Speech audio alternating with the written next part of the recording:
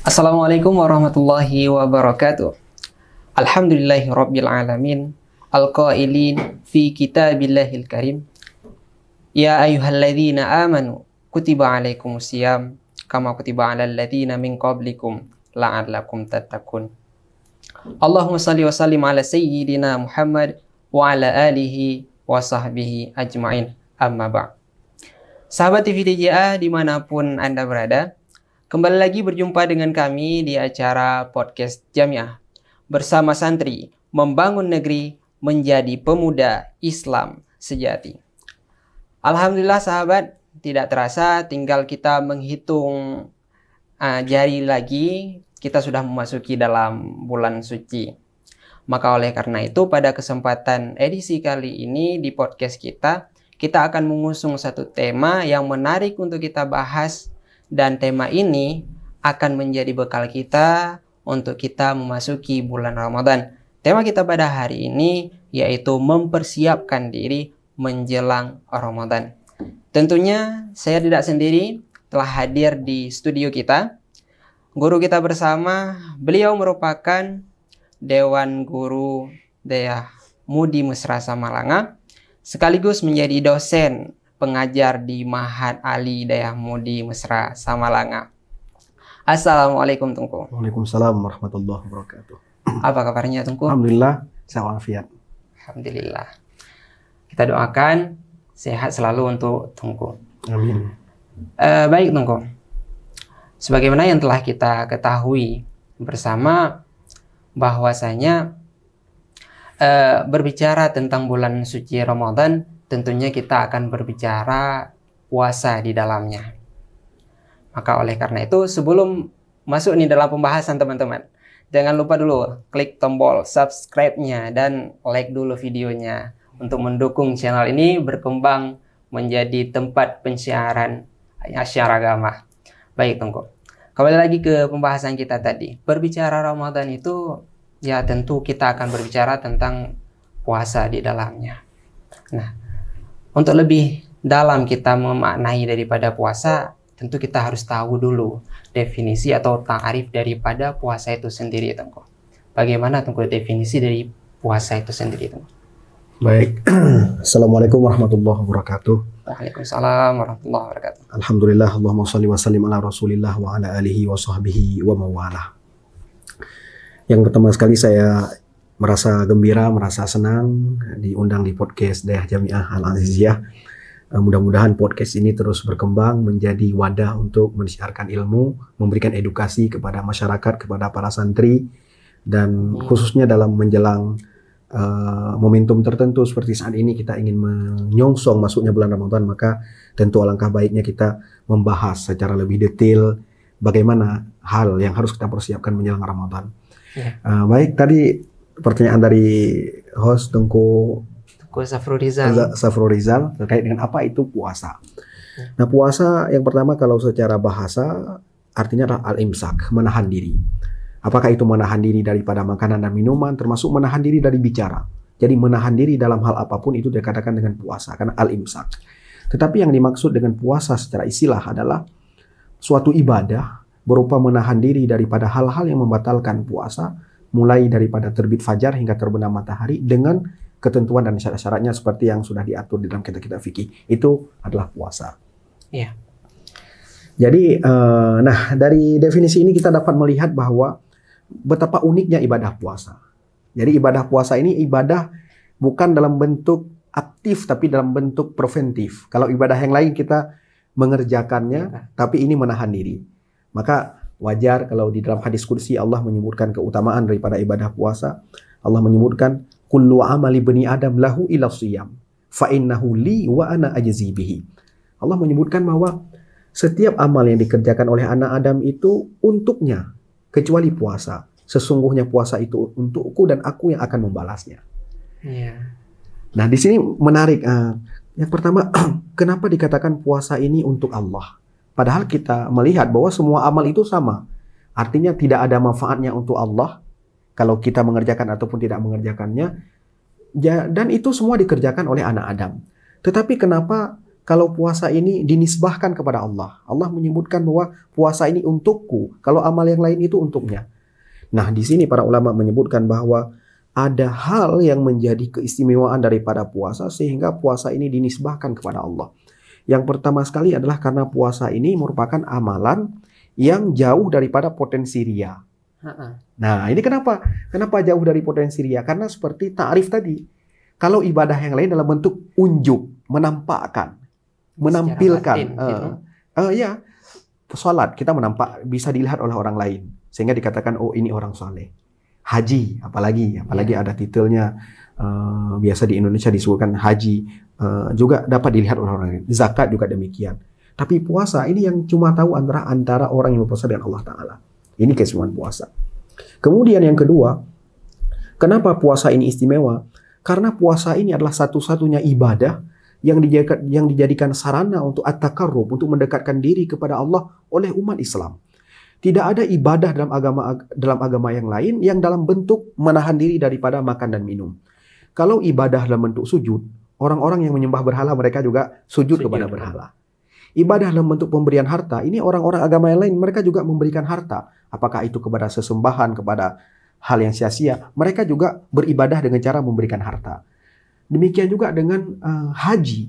Orang-orang musyrikin sebelum datangnya Islam, mereka juga berhaji. Mereka mengelilingi Ka'bah dan mereka juga membaca talbiyah labbaik Allahumma labbaik, labbaik la syarika lak labbaik, innal hamda wan ni'mata laka wal mulk la syarika lak. Tetapi di ujungnya ada tambahan kalimat-kalimat kesyirikan.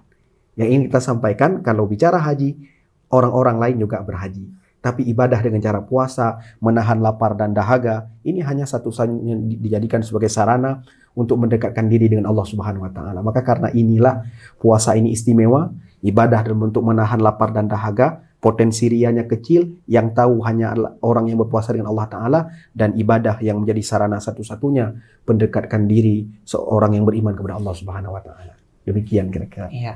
Jadi dapat kita simpulkan bahwa puasa itu adalah amaliyah batiniah yang kita kerjakan langsung kepada Allah, dan orang lain itu nggak akan tahu pahalanya, dan potensi riyanya itu akan kecil karena kita tidak menampak-nampakkannya, Tunggu ya. Baik, Tunggu. Ketika berbicara tentang Ramadan ini, tentunya dalam satu-satu hal kita harus tahu dulu makna dari perkara-perkara itu. Misalnya kita ingin sholat, kita harus tahu dulu makna daripada sholat itu sendiri, agar implementasinya nanti akan berjalan lebih maksimal. Nah, sekarang bagaimana cara kita memaknai Ramadan itu sendiri? Secara sederhana, maka dari hadis Rasulullah SAW yang terdapat dalam Sahih Al-Bukhari, idza jaa Ramadan futihat abwabul jannah wa ghulqat abwabun nar wa sufidati syayatin. Kita tidak berbicara hadis yang lain, fadilah-fadilah yang lain. Satu hadis ini sudah cukup menggambarkan betapa istimewanya dan betapa agungnya bulan Ramadan. Coba kita lihat, idza jaa Ramadan futihat abwabul jannah. Ketika Ramadan itu tiba, maka pintu surga ini dibuka. Wa ghulqat abwabun nar, dan ditutup pintu neraka. Wa sufidati syayatin, dan dibelenggunya syaitan. Pintu surga dibuka, pintu neraka ditutup, dan syaitan dibelenggu. Dalam hal ini para ulama berbeda penafsiran. Ada yang menafsirkan bahwa hadis ini adalah konteksnya kiasan, kinayah. Hanya ingin untuk menunjukkan bahwa betapa Allah memberikan pengagungan kepada bulan Ramadan, memberikan kesempatan yang terbuka lebar kepada orang-orang beriman untuk mencari pahala sebanyak-banyak di bulan Ramadan, menggapai ampunan Allah di bulan Ramadan. Ini adalah kinayah. Tetapi ada juga penafsiran yang lain, dan ini lebih kuat, bahwa ini adalah secara hakiki. Memang pintu surga itu dibuka dan pintu neraka itu ditutup. Lalu pertanyaannya, untuk apa pintu surga dibuka di bulan Ramadan? Dan untuk apa pintu neraka ditutup? Padahal belum waktunya manusia ini dimasukkan ke surga atau dimasukkan ke neraka. Dalam hal ini para ulama menjelaskan bahwa ini adalah sebagai cara surga mengekspresikan diri, memberikan penghormatan kepada bulan Ramadan. Surga ini menghormati Ramadan dengan membuka diri selebar-lebarnya. Kemudian neraka menghormati Ramadan, memuliakan Ramadan dengan cara menutup diri serapat-rapatnya. Artinya apa? Al-kainat, seluruh alam semesta, termasuk surga, termasuk neraka, mereka memiliki cara tersendiri untuk memberikan penghormatan kepada bulan Ramadan. Maka sungguh akan sangat ironis ketika kita orang-orang beriman yang kepada kita Allah Subhanahu wa taala memberikan kesempatan yang terbuka lebar mencari pahala sebanyak-banyaknya, kita malah tidak hormat dan memuliakan Ramadan. Di antara bentuk tidak memuliakan Ramadan adalah ketika melakukan kemaksiatan di bulan Ramadan. Dan ini perlu kita pahami bahwa di dalam bulan-bulan tertentu, momentum tertentu yang di sana terdapat gandaan amalan. Kalau amalan kebaikan pahalanya dilipat ganda, ini kita jangan lupa, keburukan pun dilipat ganda. Iya. Orang bermaksiat di dalam masjid tentu berbeda dosanya dibandingkan bermaksiat di luar masjid. Nah, demikian juga dengan ketika seseorang bermaksiat di bulan Ramadan, tentu ini berbeda dengan orang yang bermaksiat di luar Ramadan.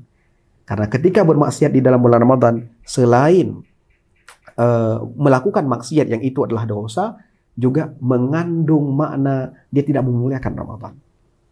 Nah, kemudian ini juga dibelenggunya syaitan.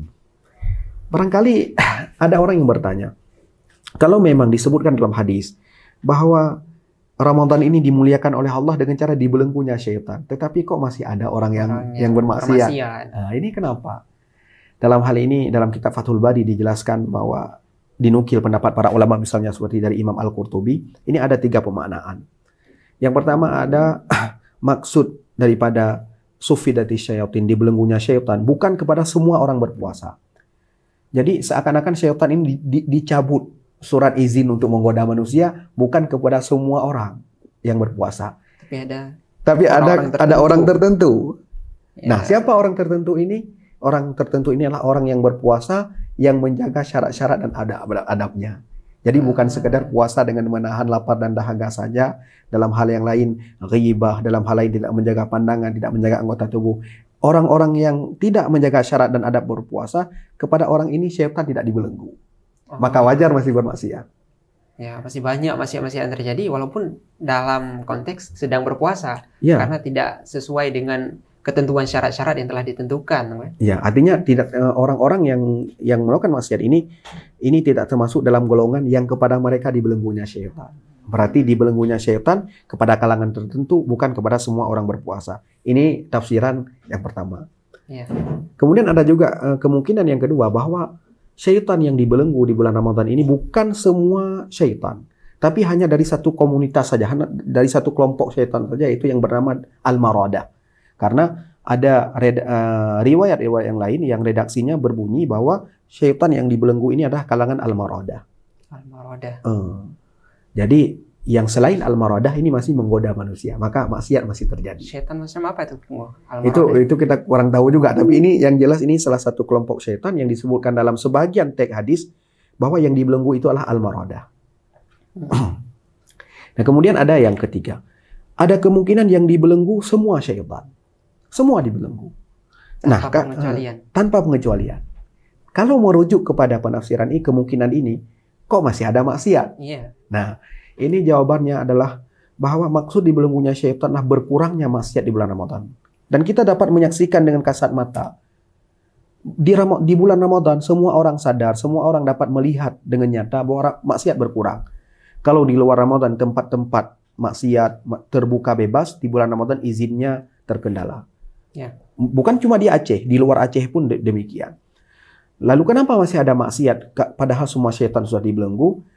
Ini dikarenakan faktor yang melatar belakangi terjadinya maksiat ternyata bukan cuma gara-gara syaitan.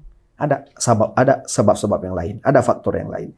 Di antara faktor yang lain adalah nafsu al-khabisah. Nafsu dalam jiwa diri manusia itu sendiri yang tidak baik. Nafsunya yang mendorongnya melakukan kejahatan. Kemudian ada juga penyebab jadi maksiat adalah karena al-adah al-qabihah. Ada tradisi kebiasaan yang tidak baik yang terjadi di luar Ramadan, orang akan sulit untuk meninggalkan kebiasaan. Akan terbawa. Sehingga saya teringat ada seorang guru besar dalam momentum wisuda menyampaikan kepada para mahasiswanya bahwa kalian boleh saja memiliki intelijensi yang mumpuni, kecerdasan yang tinggi, tapi ketahuilah bahwa kecerdasan yang tinggi itu tidak akan bermanfaat ketika seseorang kecanduan pada hal-hal negatif. Iya. Jadi candu ini bahaya.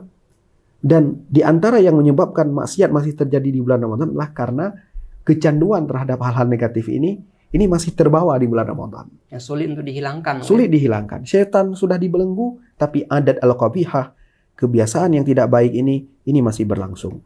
Maka kalau untuk konteks anak muda ini, untuk meninggalkan kebiasaan yang buruk ini juga harus menjaga interaksinya di media sosial, di dunia maya. Artinya apa? Orang yang bertaubat itu tidak akan mungkin dia bertaubat kalau hatinya ataupun lingkungannya masih terikat dengan hal-hal yang berpotensi menjatuhkan kepada maksiat. Bagaimana mungkin seseorang bisa meninggalkan mantan kalau di HP-nya masih ada foto dan nomor mantan? Ya, itu. Kemudian juga di media sosial, orang ingin bertaubat, ingin menjadi orang yang baik di bulan Ramadan. Sedangkan algoritma media sosialnya masih dalam konten-konten negatif. Dalam konten-konten negatif. Jadi ini sulit nanti ketika ingin taubat, ingin perbaiki diri, kembali tampil konten-konten negatif karena algoritmanya seperti itu. Berarti kalau ingin menjadi baik di bulan Ramadan, syaitan sudah dibelenggu, maka untuk jadi baik itu belum cukup. Harus memperbaiki algoritma media sosial kita. Harus kita regulasi ulang. Harus kita format ulang. Kalaupun tidak mungkin di format ulang, berarti harus membuat media sosial yang baru. Baru memungkinkan untuk bermanfaat puasa dan dibelenggunya syaitan membuat kita terkekang dari maksiat. Kemudian ada juga penyebab daripada maksiat itu selain syaitan adalah syayatinul ins. Ya, syaitan manusia. Syaitan manusia. Di sini menunjukkan bahwa pentingnya kita memilih circle pertemanan yang baik, komunitas yang baik. Komunitas yang baik ini tidak hanya di dunia nyata, tapi juga di dunia maya. Grup-grup WhatsApp yang kita bergabung itu bukan grup-grup yang ghibah, grup-grup yang menyebarkan hoax, yang menyebarkan provokasi. Kalau kita ingin menjaga puasa, berpuasa dengan baik, berpuasa dengan maksimal, maka kita harus menjaga circle pertemanan kita di bulan Ramadan agar terjauhi dari circle pertemanan, dari komunitas-komunitas yang menggiring kita untuk melakukan kemaksiatan. Dan itu sangat penting, Bung. Itu sangat penting. Kemudian ini yang terakhir. Di antara hikmah diikatnya syaitan di bulan Ramadan adalah ingin ditunjukkan kepada kita bahwa Allah Subhanahu wa taala tidak menerima alasan daripada umat manusia untuk tidak beribadah di bulan Ramadan. Raf'un udhri 'anil mukallaf. Di bulan Ramadan itu akan diangkat kesempatan kepada kita untuk mencari-cari alasan, untuk berdalih. Di bulan lain aja ada berdalih, lo hana ibadah gara-gara syaitan. Tapi di bulan Ramadan ini alasan-alasan ini tidak terbuka lagi. Seakan-akan dikatakan kepada kita, syaitan sudah dibelenggu dari kamu, tapi kamu masih melakukan maksiat, maka kamu jangan beralasan dengan syaitan. Salah syaitan. Jangan menyalahkan syaitan karena bermaksiat. Tapi itu kesalahan kamu sendiri. Nafsul khabisah tadi. Ada al-adat al-qabihah. Ada syayatinul ins. Komunitas pertemanan yang kita bergaul di dalamnya bukan komunitas yang baik. Maka oleh karena itu, untuk menyongsong masuknya bulan Ramadan, agar dibelenggunya syaitan bermanfaat kepada kita untuk terhindari daripada maksiat dan terdorong melakukan ketaatan di bulan Ramadan, kita harus memperbaiki nafsu kita, harus menjaga kebiasaan-kebiasaan, jangan sampai kecanduan hal yang negatif akan membawa efek negatif di bulan Ramadan, dan juga harus memilih komunitas pertemanan yang baik, lingkungan yang baik, baik di alam nyata maupun di dunia maya. Iya, baik teman-teman. Nah, untuk bulan suci Ramadan itu sendiri, sebagaimana yang telah Tungku jelaskan tadi, bahwa kita tuh harus memiliki circle yang mengarahkan kita kepada hal-hal yang positif. Jangan pilih circle yang negatif. Bahkan kalau misalnya kita pilih circle yang negatif, justru nanti kita akan digiring untuk terus-terus melakukan hal-hal negatif. Bahkan hal itu dapat mengurangi pahala puasa kita ya, Tunggu. Ya baik, Tunggu. Berbicara tentang sesuatu hal dalam kita menjalankan suatu roda kehidupan, tentunya kita ada persiapan itu. Nah, kalau dalam bulan suci Ramadan itu sendiri, hal-hal apa saja yang harus kita persiapkan, Tunggu, sebelum kita masuk dalam bulan suci Ramadan? Ya, yang pertama sekali, tentu saja dalam ibadah apapun kita perlu ilmu. Jadi bekal ilmu ini menjadi bekal utama bagi seseorang di dalam beribadah kepada Allah Subhanahu wa taala. kullu man bighairi ilmin ya'malu amaluhu mardudatun la tuqbalu. Karena amal yang dikerjakan bukan berbasis ilmu, ini amal ini akan ditolak oleh Allah SWT dan tidak diterima. Salat harus berbasis ilmu, puasa juga harus berbekal ilmu. Kita harus paham apa yang menjadi rukun dalam berpuasa, yang membatalkan puasa, yang hal itu tidak akan mungkin kita berbicara dalam kesempatan podcast yang singkat ini. Mungkin di dalam majlis taklim lebih baik diarahkan untuk membicarakan menjelang Ramadan ini, membicarakan tema khusus tentang fikih puasa. Karena ini penting. Misalnya berniat di malam hari dalam mazhab Syafi'i, kalau berpuasa itu niatnya mesti di malam hari dan setiap malam. Di malam pertama kita harus niat, di malam kedua, dan berniat ketika malam hari itu tidak mesti ketika makan sahur. Sudah azan maghrib, sudah malam, sudah terbenam matahari, kita sudah boleh untuk berniat puasa esok hari. Dengan berniat sahaja saya berpuasa fardu Ramadan tahun ini esok karena Allah Ta'ala. Itu sudah cukup. Kemudian juga para ulama menyampaikan bahwa untuk jaga-jaga nih, untuk hati-hati, di malam pertama kita juga berniat untuk puasa sebulan penuh. Karena kenapa? Karena ada madhab lain, madhab Imam Malik, yang menyatakan bahwa cukup berniat di malam pertama saja untuk sepanjang Ramadan. Ini untuk apa niat ini? Ini sekedar untuk jaga-jaga. Siapa tahu nanti mungkin di malam 9, di malam 10, ada waktu di mana di malam harinya kita lupa berniat.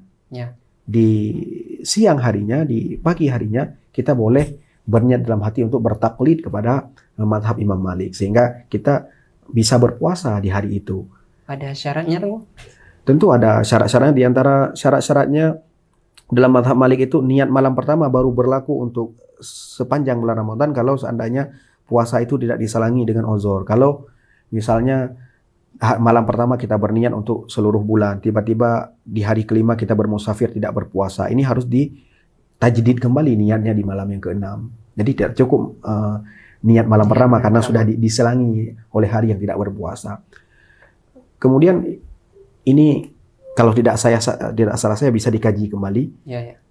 Dalam hal kafarah, kalau dalam mazhab Syafi'i kan yang wajib membayar kafarah dengan cara berbuka puasa secara sengaja itu hanya dengan cara berjima, apakah dengan istri ataupun berjima dengan cara yang haram, ini akan mewajibkan kafarah, memerdekakan hamba sahaya kalau tidak mampu berpuasa 2 bulan berturut-turut, kalau tidak mampu baru it'am 60 orang miskin. Kalau dalam mazhab Syafi'i, ini khusus kepada orang yang berbuka puasa dengan cara jima. Orang yang berbuka puasa dengan makan, dengan minum, ini tidak terkena kafarah. Sehingga wanita, kenapa mereka tidak terkena kafarah? Karena sebelum terbuka dengan jima, mereka lebih duluan terbuka dengan memasukkan sesuatu ke rongga terbuka. Sehingga kalau seandainya ada seorang laki-laki lebih duluan berbuka dengan makanan baru berjima, ini juga tidak terkena kafarah. Tapi kalau di dalam madhab Imam Malik, kalau kita melihat dalam pembahasan tentang masalikul illah, tentang masalah tankihul manat dan sebagainya, di dalam madhab Malik ini bukan hanya kepada orang yang berbuka puasa dengan cara berjima, tapi apapun bentuk berbuka puasa dengan sengaja meruntuhkan kehormatan bulan Ramadan dengan sengaja berbuka terkena kafarah. Bisa jadi ini kalau sudah bertaklid kepada Imam Malik, ini khusus hari tersebut, kalau seandainya berbuka dengan sengaja, karena kita sudah bertaklid kepada Imam Malik, maka konsekuensi kafarah ini akan terkena. Cuma ini perlu dikaji kembali. Itu di antara hal-hal yang perlu dijaga. Yang juga tidak kalah pentingnya di samping bekal ilmu adalah persiapan mental. Bagaimana kita membersihkan dengki, kebencian di dalam hati untuk menyongsong bulan Ramadan. Karena di malam-malam pengampunan dosa, di malam-malam istimewa, seperti nisfu Sya'ban juga di malam-malam istimewa, di malam nisfu Sya'ban misalnya, di antara orang yang tidak mendapatkan pengampunan dosa adalah orang yang di dalam hatinya menyimpan dendam dan kebencian. Maka agar puasa kita ini maksimal, tidak membuat kita terbendung daripada pengampunan Allah di malam-malam yang istimewa, kita juga perlu mempersiapkan hati kita untuk terlepas daripada dendam dan kebencian.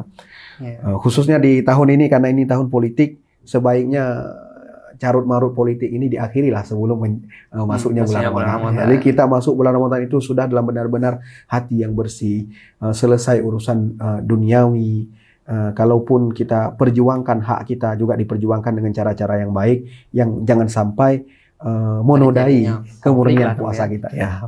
Ya.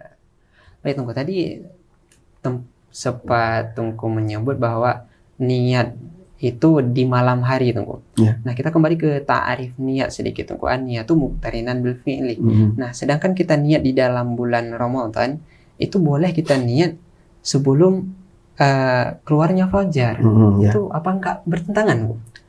Iya, betul. Memang biasanya niat itu harus bersamaan dengan melakukan pekerjaan. Qasdu syai'in muqtarinan bi fi'li. Tapi karena dalam puasa ini agak merepotkan kalau diharuskan berniat menjelang fajar, dan kita akan sulit memprediksi kapan keluarnya fajar. Takut nanti pas kita tunggu-tunggu fajar sudah keluar, niat belum dilakukan, ini akan bermasalah. Maka diberikan keringanan, diberikan kelonggaran. Sebagaimana kaidah fikih kan, idza dhaqa ittasa'a. Kalau permasalahan itu sudah sempit, pelik, andai disyaratkan ketentuan yang ketat, maka akan diberikan kelonggaran dan keringanan, termasuk dalam masalah puasa. Dan kenapa mesti malam hari? Karena memang ada hadis Nabi, man lam yubayyitis siyam, siapa yang tidak berniat di waktu malam, maka tidak sah puasa baginya. Ini dalam mazhab Syafi'i. Jadi mesti berniatnya di malam hari, tetapi tidak mesti menunggu pas fajar, karena ini akan merepotkan. Dan di malam hari ini apakah mesti di seperdua terakhir ataupun sepertiga terakhir? Khilaf dalam mazhab Syafi'i. Pendapat yang mu'tamad tidak mesti. Pendapat yang kuat dalam mazhab Syafi'i tidak mesti. Kemudian ketika sudah berniat misalnya, apakah masih boleh mengonsumsi makanan, melakukan hal-hal yang membatalkan puasa? Masih boleh. Dan niat ini tidak batal. Niat ini tidak batal. Sehingga kalau orang sudah berniat setelah tidur makan, setelah tidur minum ataupun berhubungan badan dengan istri, niatnya ini tidak perlu ditajdid kembali. Cukup sekali. Cukup niat yang tadi. Cuma sebaiknya untuk menghindari khilaf, kalau sudah melakukan hal-hal yang bertentangan dengan amal puasa, ya kalau ditajdid lebih baik. Demikian juga ketika makan sahur, misalnya ditajdid niat lebih baik, karena memang ada pendapat yang mengharuskan niatnya sebisa mungkin didekatkan dengan fajar. Di akhir-akhir atau di akhir-akhir. Ini kan bagian daripada khurud minal khilaf mustahab. Jadi keluar daripada perbedaan pendapat ulama, melakukan suatu amalan yang kita terbebas daripada perbedaan pendapat yang menyatakan tidak sah. Amal yang kita lakukan disepakati sah oleh semua ulama. Khurud daripada perbedaan yang seperti ini hukumnya sunat. Tapi jangan sampai karena ingin mencari keutamaan kita tidak berniat di awal waktu, takut nanti tidak terbangun di waktu sahur, nggak ada niat. Nah, ini akan bermasalah. Kalaupun taklid mazhab lain, ini juga akan kerepotan karena mungkin ada persyaratan-persyaratan yang di luar daripada pemahaman kita yang itu berlaku dalam mazhab yang lain. Iya. Kalau misalnya kita taklid niat, harus kita tahu dulu ketentuan dan kriteria syarat-syaratnya, kan? Ya, karena kalau tidak kan akan terjadi talfik mazhab, percampur adukan mazhab yang menurut pendapat yang kuat ini tidak dibolehkan. Iya, tunggu. Tadi kita berbicara tentang Ramadan, tunggu. Ya. Tentunya dalam setiap penamaan itu punya maknanya tersendiri. Begitu juga dengan Ramadan, tunggu, ya kan? Nah, kenapa tunggu dinamakan dengan Ramadan? Ada alasannya nggak? Kalau berbicara penamaan ini kan yang menamakan bulan ini kan orang Arab. Yeah. Orang Arab ini menamakan bulan sesuai dengan kondisi yang mereka alami saat memberikan nama. Walaupun saat ini kondisinya bukan seperti itu. Kebetulan ketika ingin diberikan nama kepada bulan Ramadan, ini apa diberikan nama? Pada waktu itu cuaca yang mereka alami sedang panas. Panas dalam bahasa Arab itu Ramadan. Maka diberikanlah nama Ramadan karena sesuai dengan kondisi cuaca yang mereka hadapi ketika nama itu diberikan. Iya, Sama seperti Rabiul Awal, Rabiul Tsani, karena memang sedang musim Rabi. Demikian juga misalnya Sya'ban. Kenapa dinamakan Sya'ban? Karena Sya'ban itu artinya bercabang, berpencar. Itu dikarenakan orang-orang Arab baru saja berpencar untuk berperang di bulan Rajab, di bulan Sya'ban mereka berkumpul. Tapi ini kan agak berlawanan. Memang kadang-kadang orang Arab itu memberikan nama dengan sesuatu yang berlawanan. Bulan Sya'ban seharusnya mereka berkumpul, yang berpencar di bulan sebelumnya, tapi diberikan nama Sya'ban yang artinya berpencar. Nah, ini termasuk tasmiyatus syai', penamaan sesuatu dengan nama yang berlawanan darinya.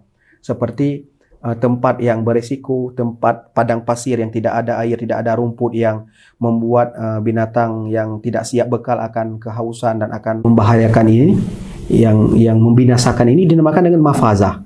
Kalau kita lihat kamus, mafazah ini adalah tempat kemenangan. Tempat kemenangan. Tapi diberikan nama mafazah bukan kepada tempat kemenangan, kepada tempat yang berbahaya. Untuk sempena. Diharapkan mudah-mudahan walaupun tempat ini berbahaya, mudah-mudahan dengan dinamakan mafazah, tempat ini akan menyelamatkan kita. Kembali kepada Ramadan. Kenapa dinamakan Ramadan? Karena kondisi yang dialami oleh mereka ketika bulan ini ingin diberikan nama, kebetulan sedang kondisi panas. Bisa jadi mungkin kalau kondisinya saat itu bukan seperti itu, bukan Ramadan namanya, mungkin nama-nama yang lain. Ya, itu sesuai bulan Ramadan. Itu dalam kitab Hasyiah Al-Qalyubi, di dalam kitab puasa. Begitu dijelaskan. Baik, Tungku. Nah, kita berbicara tentang Ramadan dari tadi.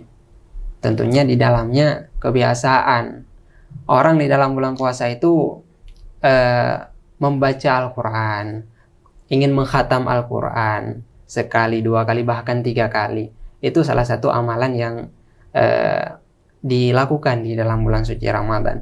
Nah, sebelum saya menuju ke situ, Tunggu, ini kita merujuk dulu dalam Quran surah Al-Baqarah ayat 185, Tunggu. Di situ dijelaskan bahwa Syahrul Ramadan allazi unzila fihil Quran. Di dalam bulan suci Ramadan itu diturunkannya Al-Quran.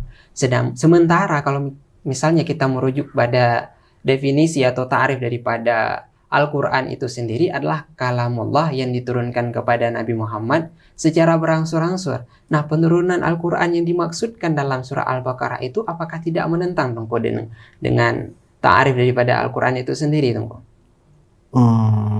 Baik. Bicara ta'rif Al-Quran, pertama kita perlu memahami bahwa Al-Quran ini secara bahasa ini termasuk lafzul mushtarak. Artinya satu lafaz yang memiliki 2 makna, lebih dari satu makna. Al-Quran ini memiliki 2 makna, ada bermakna kalamullah, kalam Allah yang tidak ada huruf, tidak ada suara, yang di luar daripada pemahaman kita bagaimana hakikatnya. Kemudian ada juga Al-Quran yang bermakna al-lafzul munazzal ala qalbil mustafa lil i'jaz bi aqsari suratin minhu al-muta'abbad bi tilawatih. Lafaz yang diturunkan kepada Nabi Muhammad yang menjadi mukjizat dengan kadar surat terpendek itu sudah mengandung sisi i'jaz, sudah melemahkan orang lain untuk menandingi. Juga menjadi ibadah dengan semata-mata membacanya, walaupun tidak memahami artinya. Ini Al-Quran dengan semata-mata membaca dapat pahala. Itu pengertian Al-Quran. Lalu bagaimana dengan sejarah Al-Quran ini diturunkan berangsur-angsur? Ini benar. Dan ketika disebutkan Al-Quran disebutkan dalam bulan Ramadan. Ketika disebutkan dalam bulan Ramadan berarti kan menentang dengan berangsur-angsur. Kalau berangsur-angsur ada dalam bulan yang lain nanti ya. Nah, ini perlu dipahami bahwa penurunan Al-Quran ini ada beberapa tahap. Ada 3 tahap lah secara sederhana. Yang pertama sekali Al-Quran ditempatkan di Lauhil Mahfuz. Kemudian baru dari Lauhil Mahfuz diturunkan ke langit pertama di satu tempat yang dinamakan dengan Baitul Izzah. Inilah yang disebutkan dengan Al-Quran turunnya sekaligus. Ke 30 juz, ke 114 surat, turun sekaligus dari Lauhil Mahfuz ke Baitul Izzah. Ini yang terjadi di bulan Ramadan. Inna anzalnahu fi lailatul qadri. Sesungguhnya kami turunkan Al-Quran di malam qadar. Ada ayat lain menyebutkan anzalnahu fi lailati mubarakah, dalam malam yang penuh keberkahan. Ada juga ayat yang menyebutkan Syahrul Ramadan alladzi unzila fihil Quran. Bulan Ramadan adalah bulan diturunkan Al-Quran. Ketiga ayat ini bisa dikompromikan, bisa dipadukan. Yaitu Al-Quran diturunkan di bulan Ramadan, tepat di malam qadar, dan malam yang penuh keberkahan. Itu bisa dikompromikan. Lalu bagaimana dengan maksud Al-Quran diturunkan berangsur-angsur lebih daripada 22 tahun? Ini maksudnya adalah turunnya Al-Quran dari Baitul Izzah turun kepada Nabi Muhammad. Ini yang berangsur-angsur. Kenapa ini berangsur-angsur? Ada banyak hikmahnya. Untuk memudahkan para sahabat menghafalnya. Untuk memantapkan jiwa Nabi Muhammad di dalam menghadapi tantangan dakwah. Ketika Nabi berdakwah, Nabi menghadapi tantangan, turun ayat, jiwa Nabi makin kuat. Nanti menghadapi tantangan lagi, turun ayat lagi. Jadi dengan tidak turunnya Al-Quran sekaligus, setiap turunnya ayat ini menjadi momentum untuk memperteguh hati dan jiwa Nabi. Juga untuk memudahkan umat. Sehingga hukum ini Tidak diturunkan sekaligus. Ini berbeda dengan umat-umat Nabi terdahulu. Kalau umat Nabi terdahulu itu kalau diturunkan hukum sekaligus itu sudah lengkap semua hukum hakam. Tetapi di dalam Islam ada yang namanya at-tadarruju fit tasyri'. At-tadarruj, penyampaian syariat secara gradual, secara bertahap. Kalau kita melihat di dalam Allah mensyariatkan hukum pelarangan khamar misalnya. Orang-orang Arab jahiliyah itu mereka dekat dengan khamar lagi tanya mau kopi bunga. Kalau belum minum khamar itu belum enak tubuh badannya. Kalau dilarang sekaligus akan memberatkan.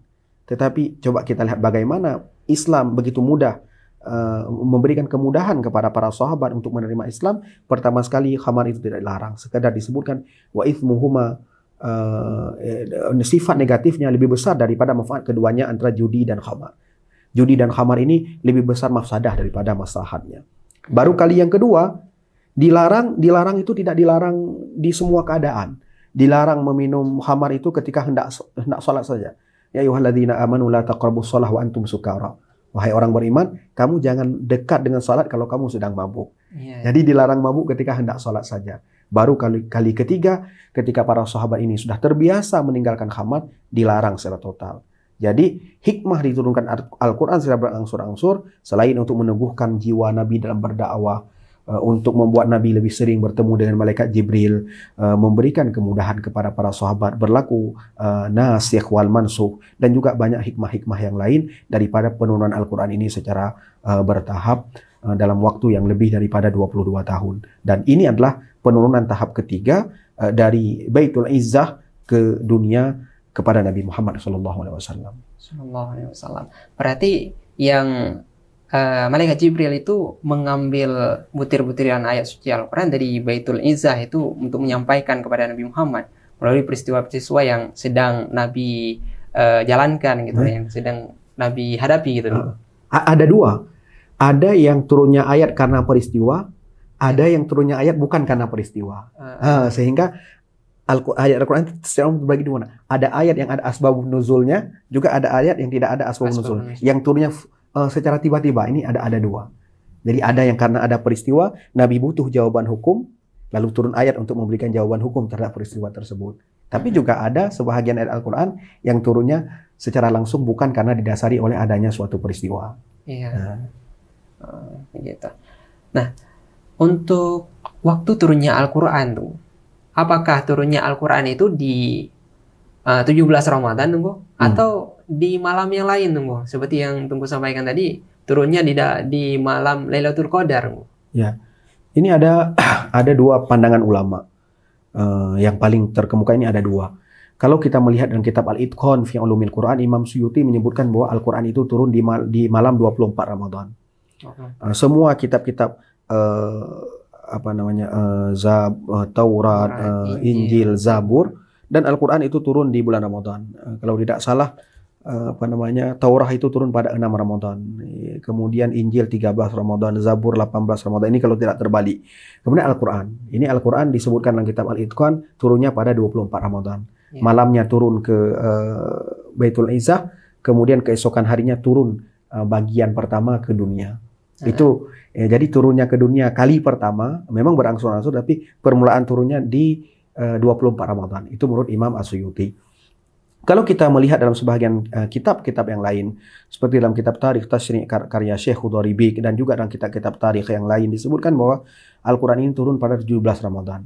Dari mana para ulama memahami bahwa turunnya Al-Quran ini pada 17 Ramadan? Ini ternyata dipahami daripada penafsiran dari ayat Al-Quran surah Al-Anfal, wa ma anzalna ala abdina yaumal furqan yaumal taqal jam'an.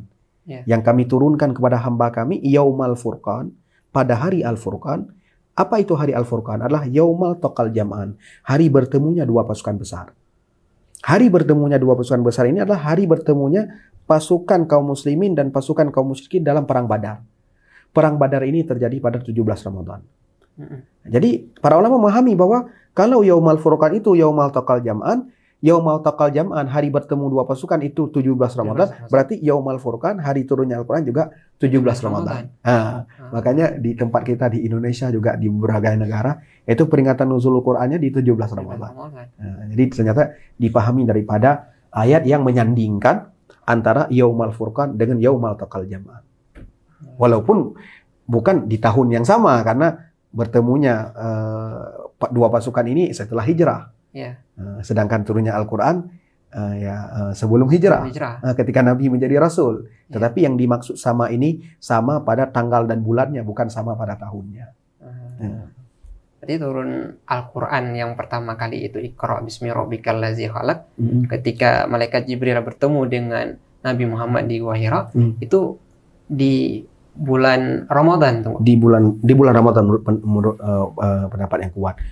Ini ada juga perbedaan pendapat para ulama. Kalau kita membaca dalam kitab Al-Itqan fi Ulumil Quran, setidaknya ada 3 pendapat yang paling muncul tentang mana yang menjadi awal ma nazala, ayat yang pertama, surat yang pertama turun. Ada pendapat yang mengatakan Iqra, kemudian ada pendapat yang mengatakan Al-Fatihah, dan satu lagi saya lupa. Tapi yang paling kuat, yang paling masyhur itu 5 ayat pertama daripada surah Al-Alaq, dimulai daripada Iqra bismi rabbikal ladzi khalaq hingga seterusnya. Ya, baik. Jadi di dalam, kembali lagi ke pembahasan kita tadi itu, untuk hal-hal yang harus diperhatikan ketika kita berpuasa di bulan suci Ramadan, ini apa-apa aja, agar tidak mengurangi potensi pahala puasa kita. Yang pertama tentu yang harus dijaga adalah hal-hal yang membatalkan puasa. Itu yang pertama. Membatalkan puasa, kalau makan, minum itu sudah jelas. Juga yang perlu dijaga membatalkan puasa seperti memasukkan sesuatu ke rongga terbuka. Kalau kita berenang misalnya, masuk air, ini juga akan mengakibatkan kepada batal puasa. Ini harus dijaga. Juga hal-hal yang lain. Tetapi tidak hanya hal-hal yang membatalkan puasa yang perlu dijaga, juga perlu dijaga daripada hal-hal yang membatalkan pahala puasa. Apakah itu dengan berghibah, dengan mencela, mencaci, juga melakukan segala bentuk maksiat. Ini dapat menyebabkan berkurangnya pahala puasa kita.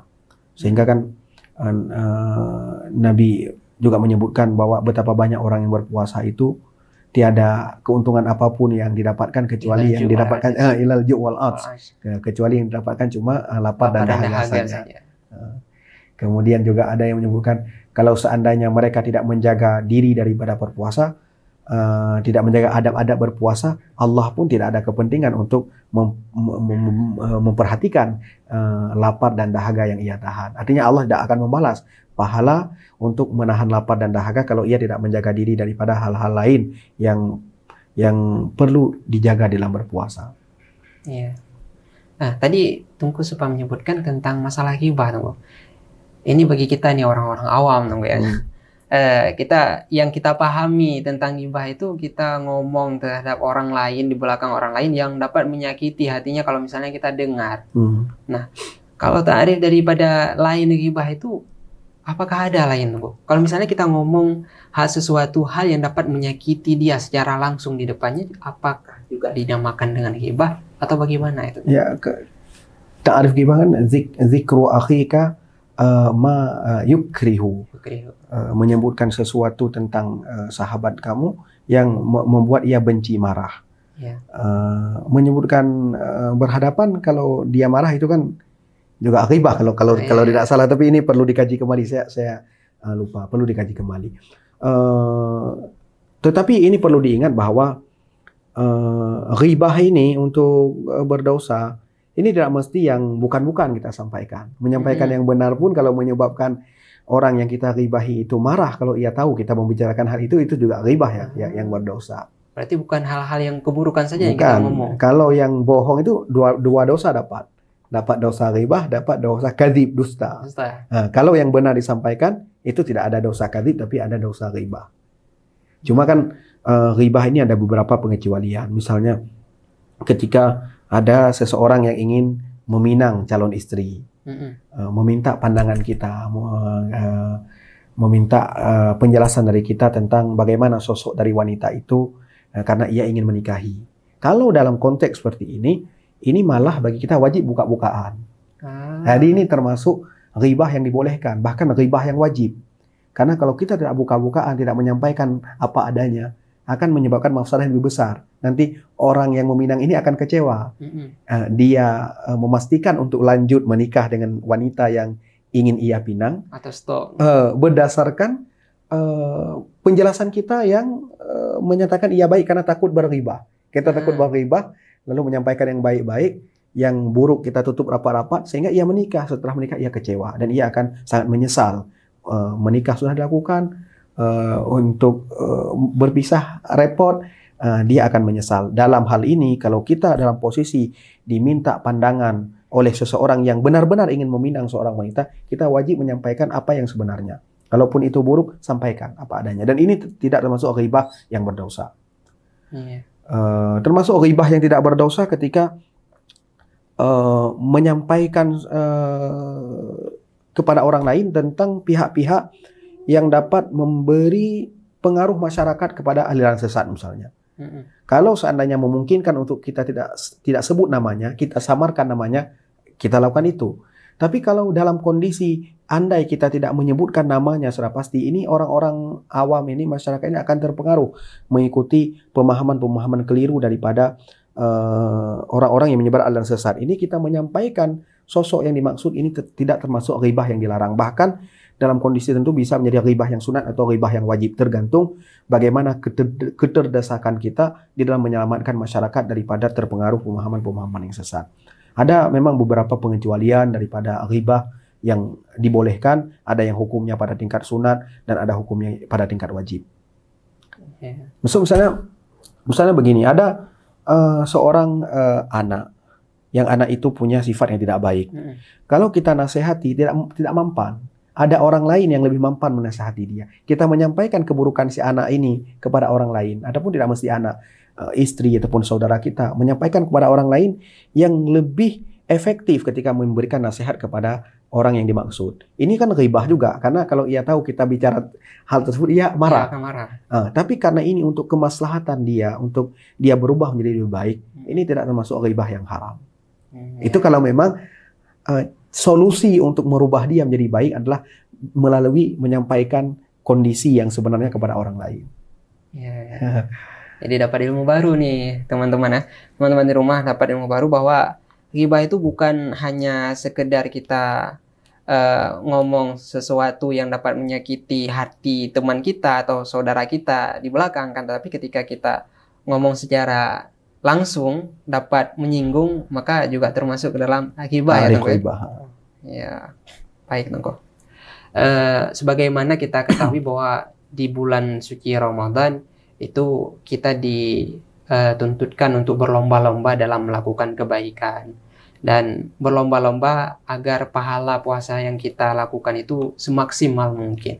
Nah, adakah sunnah-sunnah yang mestinya dilakukan di ketika bulan Ramadan? Yang pertama ketika puasa, menjaga hal-hal yang membatalkan puasa, menjaga adab-adab puasa, itu sudah merupakan amalan yang sangat istimewa. Kemudian di sela-sela waktu kita dapat memanfaatkan kesempatan bulan Ramadan ini untuk memperbanyak membaca Al-Quran. Ada sebagian para ulama yang punya kebiasaan kalau bulan Rajab itu memperbanyak istighfar, bulan Sya'ban memperbanyak selawat, lalu bulan Ramadan banyak bacaan Al-Quran.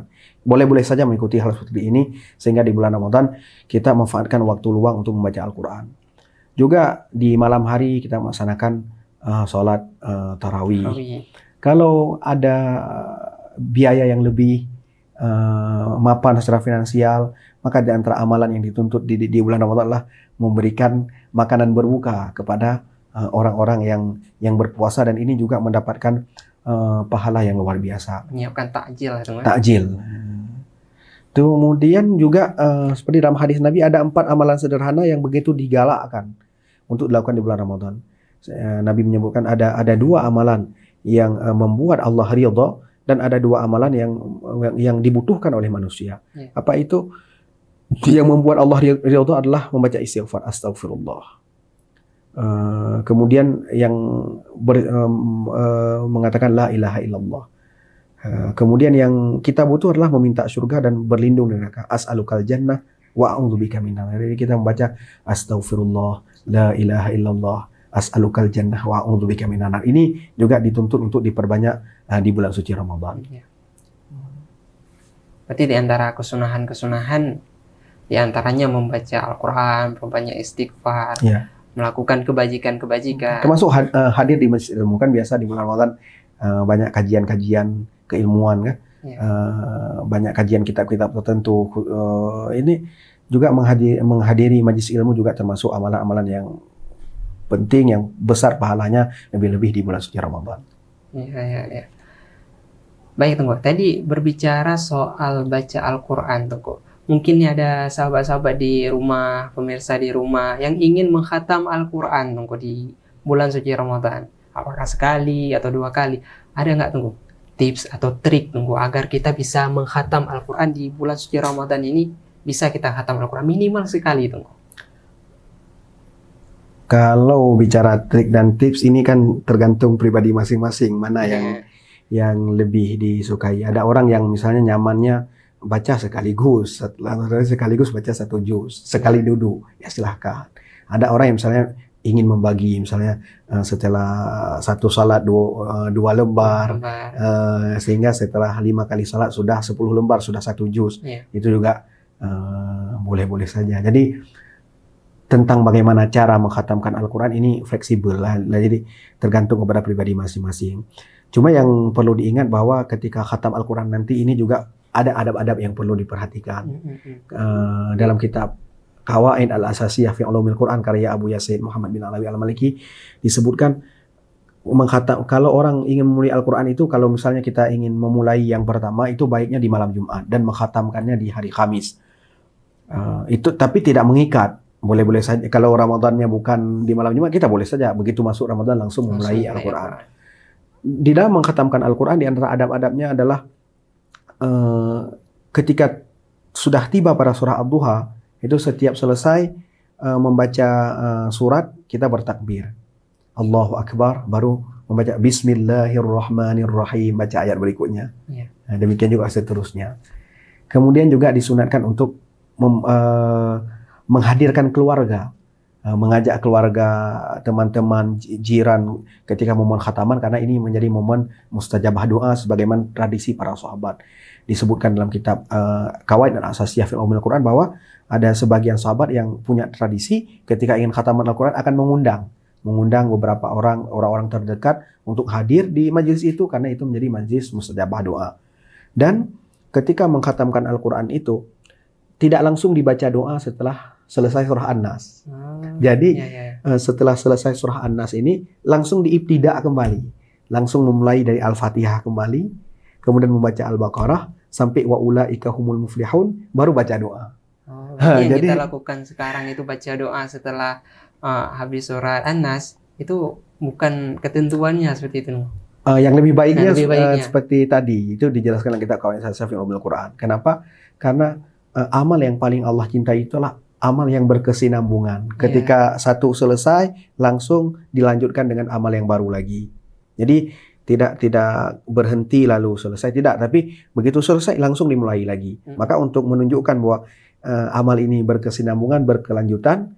Nah, ketika selesai di An-Nas, kita tidak langsung baca doa khataman, tidak langsung tutup Al-Qurannya, tapi langsung diibtidak kembali. Kemudian sampai wa ulaika humul muflihun, baru kita baca doa. Nah, itu di antara adab-adab dalam khataman Al-Quran. Kalau adab-adab yang lain, kalau di luar Ramadan juga disunatkan khatam Quran itu ketika sedang berpuasa. Misalnya harinya berpuasa, malamnya khataman Al-Quran. Tapi kan ini di bulan Ramadan, jadi sudah pasti menjalankan adab ini. Baik, Tengku.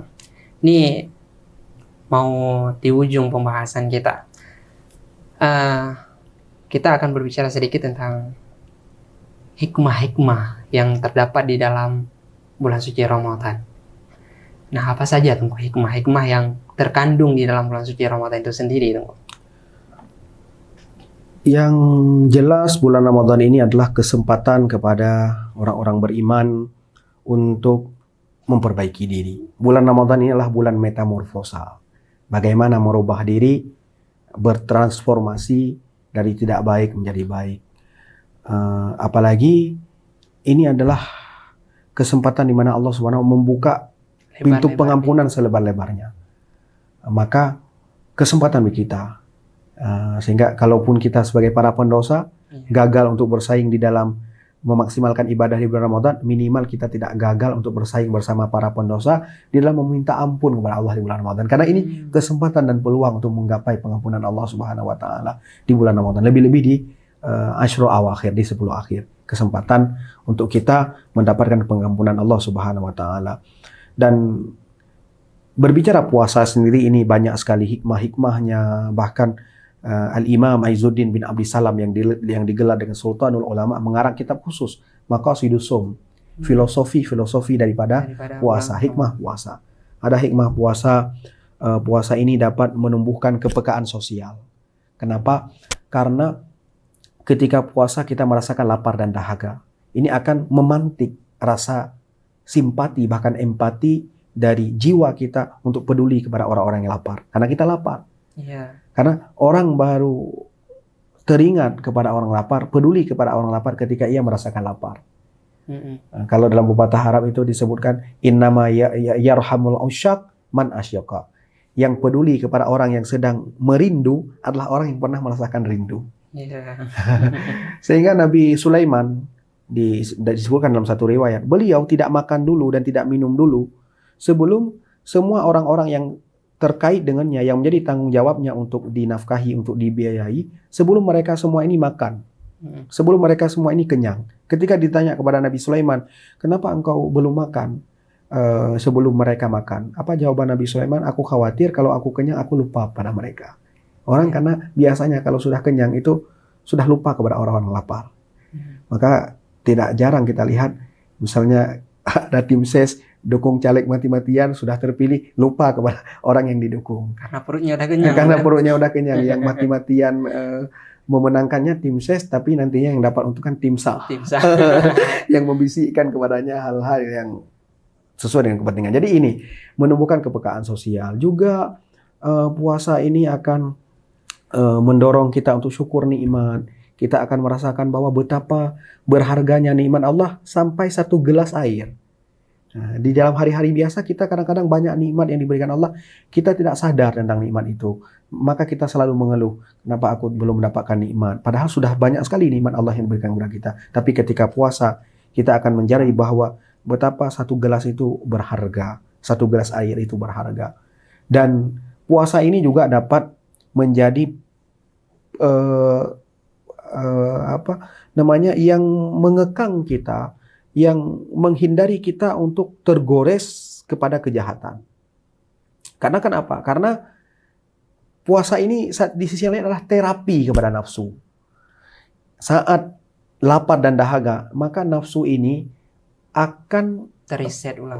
Pecah konsentrasinya. Dia akan menginginkan makanan dan minuman. Memang ini negatif. Ketika sedang berpuasa tapi nafsu ingin makan dan minum, ini negatif. Tetapi terbesitnya nafsu kepada makanan dan minuman, ini kadar negatifnya masih lebih ringan daripada terbesitnya nafsu kepada maksiat-maksiat yang lain. Jadi puasa ini juga untuk mengacaukan konsentrasi hawa nafsu. Dari yang dulunya berhasrat melakukan maksiat-maksiat lebih parah, dia cuma berhasrat untuk makan dan minum untuk melepaskan rasa dahaga yang ia rasakan dan lapar yang ia rasakan. Ini masih mendingan. Sehingga para ulama menyebutkan bahwa aku lebih senang ketika Allah melihat kepada diriku, di dalam jiwaku sedang bergojolak, nafsu ingin makan dan minum. Itu masih lebih baik daripada ketika Allah melihat kepada jiwaku, sementara nafsuku berontak ingin melakukan maksiat-maksiat yang lain. Ya, ini adalah antara hikmah puasa. Dan banyak hikmah-hikmah yang lain daripada puasa, menjadi penembus dosa, dan hikmah-hikmah yang lain. Iya, baik. Jadi antara hikmah puasa itu sangat besar, terutama banyak, ya. Terutama di bulan suci Ramadan, ya kan? Nah, jadi ada nggak hal yang harus dilakukan agar meningkatkan motivasi terhadap kita dalam menjalankan ibadah puasa dalam sebulan penuh itu? Jangan ketika sampai bulan suci Ramadan ada segelintir orang yang mengatakan kapan bulan puasa ini habis gitu. Belum datang udah ngeluh tunggu. Ya udah datang lagi bulan puasa, pasti udah lapar. Makan siang nggak ada lagi, makan pagi, sarapan pagi nggak ada. sarapan pagi udah dimundurkan di waktu-waktu sahur gitu Tengku. Ada nggak Tengku motivasi Tengku untuk teman? Kita baru cinta kepada sesuatu ketika kita paham betapa istimewa sesuatu tersebut. Maka kita baru cinta kepada Ramadan ketika kita paham betapa agung dan luar biasanya bulan Ramadan. Dan tadi kita sudah membahas beberapa hal terkait dengan keistimewaan dan keagungan Ramadan. Maka di antara hal yang dapat memotivasi kita agar memaksimalkan ibadah di bulan Ramadan adalah kita sadar diri bahwa kita adalah hamba yang penuh dosa. Kapan lagi kita mengharapkan pengampunan Allah Subhanahu wa taala agar terbersihkan daripada noda-noda dosa yang barangkali sudah melekat, yang membuat hati kita hitam kalau bukan memanfaatkan bulan mulia, bulan yang dimana Allah membuka peluang pengampunan sebesar-besarnya, mendorong umat manusia untuk mengerjakan amal ibadah sekuat-kuatnya. Dan kalau di bulan yang lain seperti tadi kita sampaikan, kita bisa berdalih, bisa beralasan bahwa syaitan menghambat kita untuk melakukan ketaatan. Nah, ini alasan apa lagi? Syaitan sudah dibelenggu, pintu surga dibuka, pintu neraka ditutup. Kalau seandainya yang menghambat kita untuk masuk Ramadan melainkan dari diri kita sendiri. Dan sebagai orang yang berakal, tentu kita tidak ingin melewatkan kesempatan, melewatkan peluang yang sudah terbuka lebar. Kesempatan duniawi saja kita mati-matian untuk merebutnya, mengejarnya. Ini kesempatan yang manfaatnya tidak sebatas, tidak dibatasi oleh dinding kematian, tapi ini adalah kesempatan yang akan memberikan andil besar untuk kehidupan setelah kematian, untuk kebahagiaan di hari akhirat nanti, yang kehidupannya abadi, yang tidak ada kematian di dalamnya, yang tentu akan sangat berbahagia andai kita menjadi orang-orang yang mendapatkan pengampunan Allah di bulan Ramadan. Lebih-lebih lagi kalau seandainya kita menjadi lebih baik, menjadi hamba-hamba Allah yang bertakwa, sebagaimana hikmah daripada puasa itu sendiri adalah la'allakum tattaqun. Ya, untuk memperoleh titel la'allakum tattaqun itu bagaimana? Tentu itu berat, tapi setidaknya kita berusaha, kita berusaha. Dan di dalam segala hal ini memang ada dua hal yang harus ada dalam jiwa kita, ada khauf, ada raja. Di satu sisi kita cemas, khawatir, satu sisi kita raja, berharap kepada Allah. Di saat mengakhiri puasa, kalau kita melihat kepada pribadi kita sendiri, kita merasa pesimis. Tapi ketika kita memandang kepada kebesaran Allah, luasnya rahmat Allah, kita memiliki optimisme yang setinggi-tingginya. Ketika mengakhiri puasa, di dalam hati kita, satu sisi kita memandang, saya ini hamba yang hina, saya ini manusia yang lemah, banyak kekurangan daripada puasa saya tidak pede, saya minder, saya yakin bahwa puasa ini serba kekurangan. Tetapi di sisi yang lain, kita jangan langsung frustasi, tapi kita mengandung, ya Allah, tapi rahmatmu cukup luas. Walaupun puasa ini serba kekurangan, tapi mohon terimalah kami sebagai hamba-hambamu. Inilah yang harus selalu kita hadirkan dalam suasana berpuasa. Ada rasa khauf, ada rasa pesimisme, tidak percaya diri ketika memandang kepada kehinaan diri, tetapi di sisi lain ketika memandang kepada kebesaran Allah, kita harus memiliki optimisme yang sebesar-besarnya. Jangan kepedean kepada diri sendiri, tapi kita percaya karena kita yakin akan besarnya rahmat Allah. Baik, Tengku. Tidak terasa, Tengku, udah 1 jam lebih kita ngobrol, Tengku. Di terakhir, Tengku, pesan-pesan yang ingin Tengku sampaikan kepada pemirsa di rumah yang mungkin lagi menyaksikan podcast ini sebagai bekal dalam mereka nanti menghadapi bulan suci Ramadan, Tengku. Silahkan, Tengku. Baik, yang pertama sekali, apa yang kita sampaikan ini, posisi saya adalah sama dengan posisi para pemirsa. Saya adalah juga objek daripada apa yang disampaikan oleh para ulama. Jadi kita semua sama-sama berjuang untuk melawan hawa nafsu yang ada dalam diri kita, sama-sama merindukan untuk menjadi hamba-hamba pilihan Allah yang mendapatkan keuntungan yang besar di bulan Ramadan.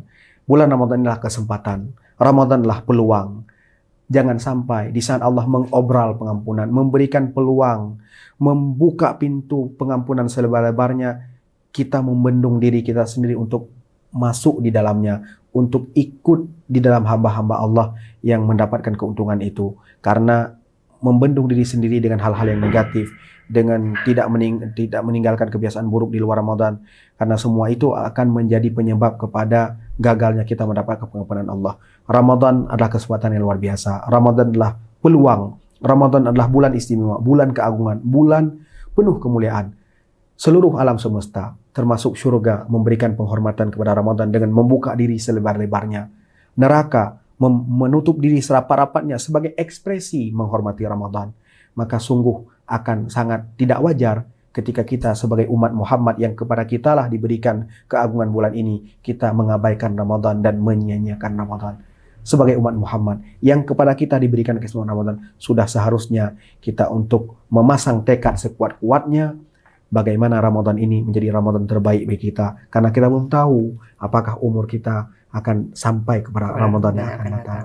Mudah-mudahan kita semua, para pemirsa, bagaimana kita berharap kepada Allah Subhanahu wa taala Ramadan ini membuat diri kita semakin lebih baik, menjadi bulan untuk memetamorfosa, untuk transformasi dari pribadi yang belum baik menjadi lebih baik, dan kita akan menjadi hamba-hamba Allah yang bertakwa, hamba-hamba Allah yang akan diberikan pengampunan, yang akan mendapatkan kebahagiaan fid dini wa dunya wal akhirah. Amin. Allahumma amin. Ya Rabbal Alamin.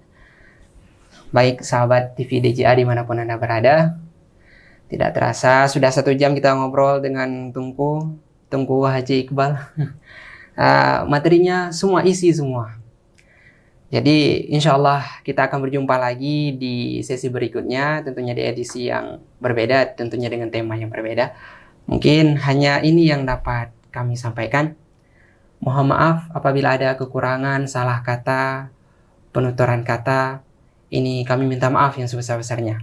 Jangan lupa teman-teman, di akhir video ini tolong klik subscribe dan like dan share video ini kepada teman-teman semua yang lain agar mereka dapat ilmu yang sama dengan kita. Jangan cuma kita pendam sendiri.